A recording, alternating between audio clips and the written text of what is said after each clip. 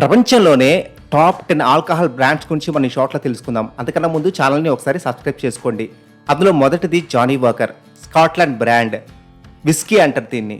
అయితే 22.1 million cases ప్రతి సంవత్సరం తయారయ్యి అమ్ముడుపోతున్నాయి. ఇకపోతే రెండోది స్మిర్నాఫ్ వోడ్కా, రష్యా బ్రాండ్. ఇది 9.1 మిలియన్ కేసెస్ తయారయ్యి అమ్ముడుపోతున్నాయి. ఇకపోతే మూడోది జాక్ డేనియల్స్ విస్కీ, ఇది యుఎస్ఏ బ్రాండ్. సంవత్సరానికి 14.3 మిలియన్ కేసెస్ తయారయ్యి అమ్ముడుపోతున్నాయి.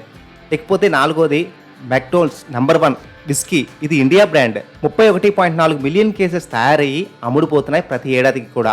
ఇకపోతే ఐదోది రాయల్ స్టాక్ విస్కీ, ఇండియాలోనే తయారు చేయబడుతుంది, ఇది ఇండియన్ బ్రాండ్. 27.9 మిలియన్ కేసెస్గా తయారయ్యి అమ్ముడుపోతున్నాయి. ఇకపోతే ఆరోది టిటోస్ హ్యాండ్ మేడ్ వోడ్కా, ఈ vodka US brand. 11 million cases అమ్ముడుపోతున్నాయి.